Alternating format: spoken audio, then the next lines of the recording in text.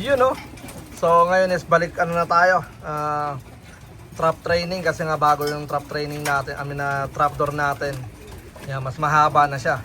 So first time nila dyan sa taas na papasok dyan sa trapdoor natin. So naglagay tayo ng patukaan sa taas para ano tag dito makita nila may mga kumakain dyan at magsipasok na rin yung iba. So marami-rami na rin mga nandito sa loob. Yan. Yan sila. You know, kumakain din sila at the same time ng malunggay ni Brown G. Alright, so yeah, kaya lang natin sila. Ayun ang mga warriors natin. So tara, let's go. Tingnan natin. Yung mga warriors natin.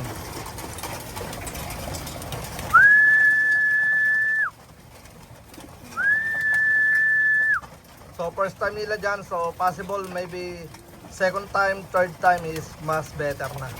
Alright, kasi nga malapit na silang bumalik ulit sa low fly.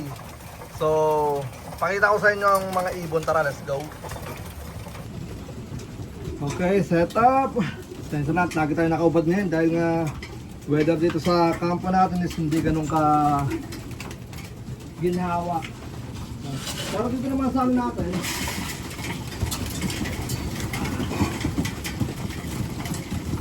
dito naman sa loob natin, hindi naman mainit. Talagang sadyang mainit lang talagang panahon. So ito na yung ano, pakpak. Ay, pakpak buntot. Ito, maganda na to. Alright. Mahaba na rin. Yan. So, possible na next week or ayaw mong pahawak. Yan, mahaba na. So, possible next week is magbabalik na tayo sa low fly. So, ring number 55, Doo Campo. Yan. Ayaw magpahawak ng ating warriors. Ang babae ito. Hindi ka na. Baba tayo ng ano.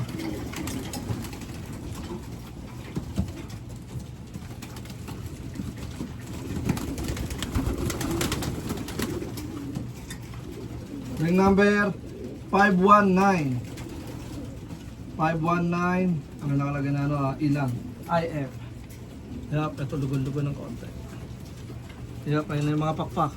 So nakakalipad na to. Pwede na to pakawalan next week. Pero ang gagawin ko is ano tayo, tawag dito, mag trap training muna tayo mga tol. Yan.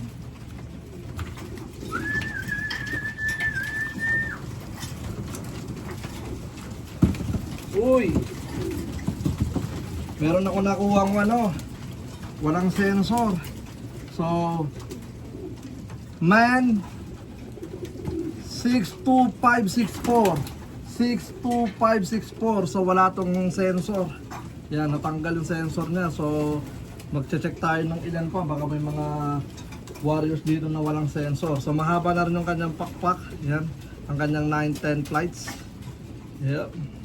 So ito ay walang sensor. Lalagyan natin ito ng sensor. 62564 blue bar white flight splash. Wag kang ganyan. Baka masira. Alright, so yeah, bata pa to. Ito yung walang sensor.